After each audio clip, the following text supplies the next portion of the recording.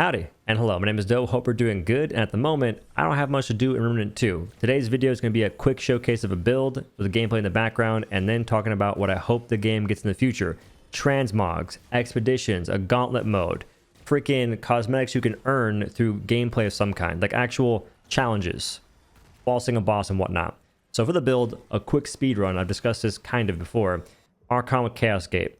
Explore with the dig skill. For Explorer, pop your relic before a fight starts to get 35% more damage for like a minute 30, win level 10. That's important.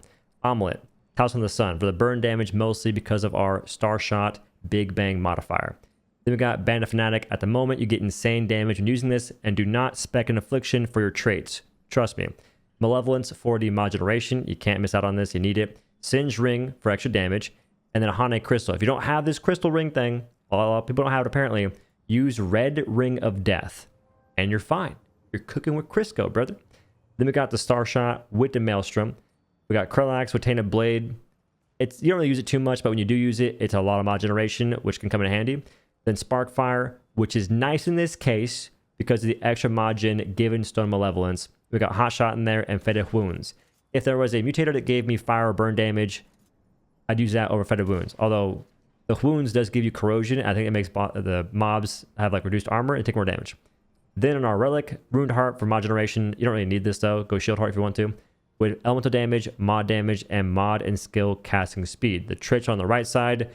Now, I hope this game gets first and foremost Transmogs, dude. I played this game for the longest time naked, and it's like kind of cool, I guess, but I want to be clothed. I want to wear certain armor sets, but I couldn't because it would affect a certain talisman that I use. This talisman would be Daredevil's Charm. When I'm naked, I get more damage, but I take more damage. And I'm fine taking more damage. I don't care. But it affects my look. I want to look a certain way and still have the benefits of being... I want to have the appearance of wearing armor, but I don't care if I'm actually wearing armor, if that makes any sense. That's what Transmog is. You have the appearance of something even when you don't have it equipped.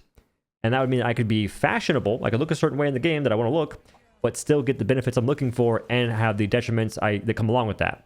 In this case, being naked, take more damage, do more damage. I also hope we get the ability to earn cool cosmetics. Like maybe if you flawless these bosses, you get a sick item from it. At the moment, that doesn't exist. Instead, it's just you collect item, you turn an item, you put item in a certain place, you unlock a crazy room, then Bob's your uncle or auntie. You now have an item that everyone else can get by doing that. Like, I understand not tying weapons and power behind these super hard things you can accomplish and do in the game, which is why a lot of the, I guess, apocalypse rewards and even sometimes hardcore rewards aren't exactly that good. Like, for instance, what's it called? This one, Savior. It's a cool gun. It has an insanely long reload speed, and it's not that good. You're better off with a Crescent Moon Bow 1,000 times over. But this is a hardcore veteran reward.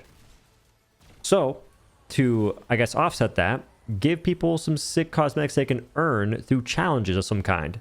The really generic ones are like flawlessing, like beat a boss without getting hit. That's a super simple thing you can do. They can get crazier and fancier because they have obviously insane ideas given how they hit some stuff. Absolute freaking... What's that guy's name? Not Willy Wonka. Where's Marco? What the... Where's Waldo? Yeah, the Where's Waldo masterminds. Hiding stuff insanely well.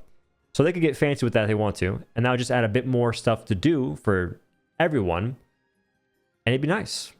And then now for the actual gameplay stuff, I really hope we get an expedition or a gauntlet style mode or a horde mode. I mentioned this before. Expedition is the ability to go fight bosses. Guys, it takes me like an hour and 30 minutes to clear this stuff if I'm being really fast.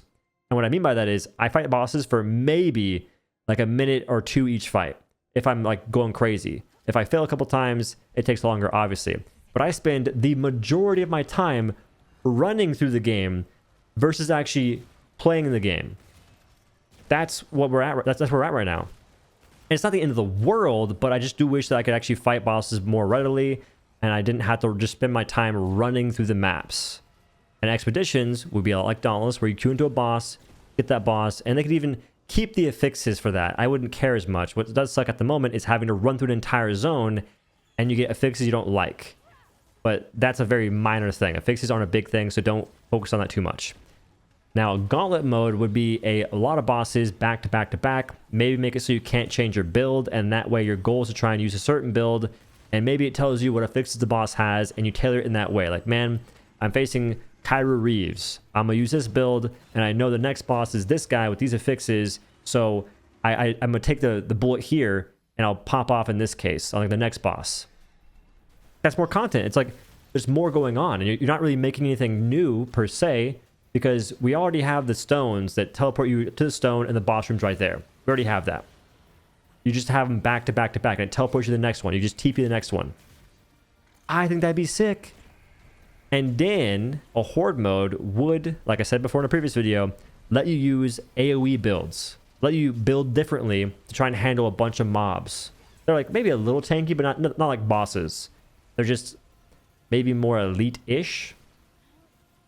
That's like that one isn't super fleshed out as an idea, but it would possibly offer you the potential to use different builds you wouldn't normally use. Ones that are really focused on the AoE. You can't use too often because when you AoE regular mobs, they die really fast. Even on Apocalypse, they die really fast. So that would just offer a bit more variety. Variety is the spice of life, brother. Okay? We need variety. That's why fixes exist, because they're trying to augment variety in a really bad way, but whatever. And also, it would be nice to have more loadout slots. It's nice we have them to begin with. I'm not complaining about that. Awesome that we have them. It would just be nice to have more, especially if they ever increase the variety and viability of other builds. At the moment, it's not looking too great. The viability of other builds is suffering. Summons are terrible. Engineer turret does no damage. Tentacles do no damage. Like almost every summon in the game I can think of does no damage, and they used to. The engineer turret, the flame one, used to destroy the meatball. I think it was probably a bug, but it was doing like 8k a shot before Spirit Healer exploit thingy. Way before that. I got footage somewhere. I probably won't show it because it's lost in the catacombs. I don't feel like searching for it, but just trust me, bro, it happened. And even the tentacles, way back when, there's builds you could do with tentacles. They'd lie still for you, and you'd have summons with the bulwarks and whatnot, and they did good damage. And now they don't. And the turret used to hit headshots when it was on the ground, weak spots actually. I think they removed that because now it doesn't do it. I don't think. At least it's not very consistent. So it seems as though they're kind of making it so the variety isn't very varying. I don't know if that's wise on their part. And at the moment, it just seems that all the builds are so samey. Like, hey guys, check out my Hugs build. I'm using the same things I'd use in my Rampage build. And I'm also probably using the same things I'd use in my insert other builds. Now, when they fix Ritualist, it will be kind of different. Although we'll have to see how they fix Ritualist and how they fix the whole stats effect duration at the moment that makes your statuses do less damage the longer they last. They do more damage the less time they last. I'm curious to see how they fix that and the damage they end up on. Because to me, what matters the most is damage. I'm a damage person in these kind of games. Always have been, always will be. I enjoy it the most. And I don't need to have insane, crazy damage, but I need to have, like, on Apocalypse, at least 4k DPS. I also want to see them address Archon Havoc form. That has potential to still be one of the coolest abilities in the game. But it does no damage, which I guess is a bug, although I don't think it is. I think that it does no damage.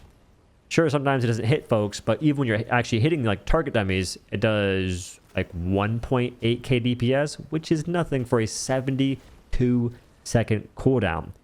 And the alternate fire, where you hold a shield, just seems kind of useless. Why would you have a shield for that? Why not more damage? Why not like a freaking giant ball you slam down? Like a freaking Hamehameha beam if you wanted to. There's so many other options. You could even make it to where maybe Havoc form applies different statuses. So you could have Havoc form in conjunction with the Ritualist, and it could be kind of crazy in that sense.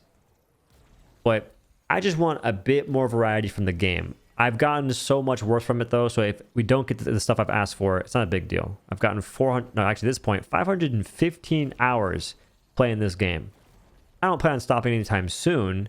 And when the new patch drops, there'll be more stuff to do, some balance changes, so maybe more things will be, like they'll be changing around the viability of some things, and it offers variety in that sense. But I think it would be nice to have expeditions, a gauntlet mode for sure, cosmetics you can earn through challenges of some variety, transmogs, and a few more loadout slots.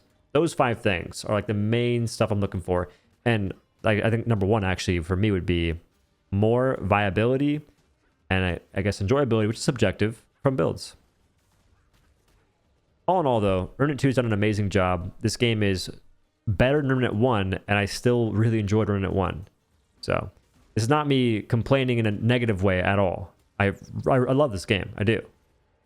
I've had so much fun playing it, and it's crazy to think that because the game can be brutal, it can be rough, and I still enjoy playing it. I still don't have any crazy bad thoughts about it. Like, oh, this game is bad for this. Nah, it's not bad.